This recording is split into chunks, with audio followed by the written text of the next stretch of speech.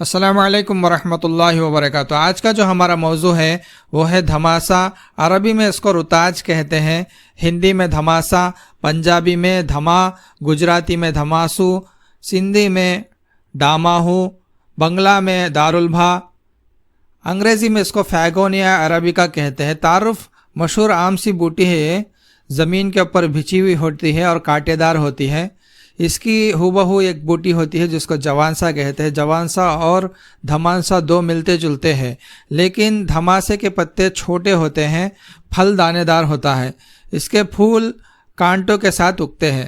رنگ جو ہے پتوں کا سبز، پھول کا سفید، ذائقہ اس کا ٹیسٹ تلخ یعنی کڑوا، مزاج اس کا عجلاتی اعصابی سرد خشک ہے۔ درجے اول میں مقدار خوراک 3 گرام سے لے کے 5 گرام تک ہے، یعنی آپ چوتھائی چمچ سے لے کے آدھی چمچ تک استعمال کر سکتے ہیں۔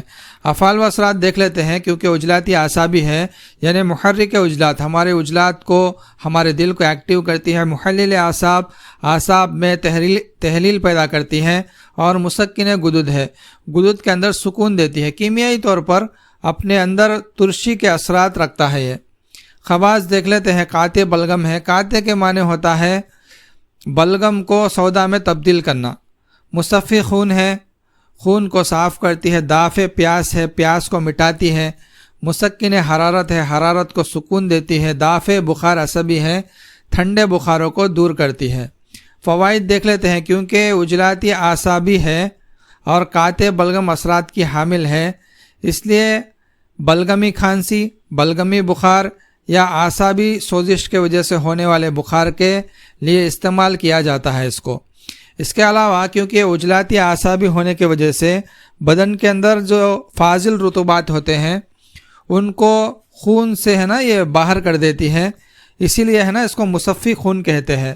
تو انہی افعال و اثرات کی وجہ سے سلسل بول یعنی پیشاب کا خطرہ آنا، بول فل فراش یعنی بستر پر چھوٹے بچوں کا پیشاب کرنا، جریان منی پیشاب بیٹھنے کے بعد سفید لیزدار خطرے آتے ہیں جس کو جریان منی کہتے ہیں۔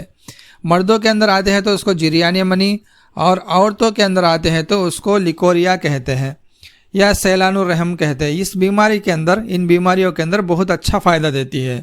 اس کے علاوہ جب معدے کے اندر رطوبات بھرے ہوئے ہو، کثرت زیادہ ہو گئی ہو، یا پھر معدہ شدید رطوبات کو باہر پھینک رہا ہو، جیسے حیضہ کے موقع پہ، حیضہ ہے نا کلرا کو کہتے ہیں، جس میں بہت زیادہ موشنز ہوتے ہیں۔ اس کے علاوہ جس کی جو چھوٹی شکل ہے جس کو ڈائریا کہتے ہیں، اس میں بھی ہے نا یہ بہت زیادہ فائدہ دیتا ہے۔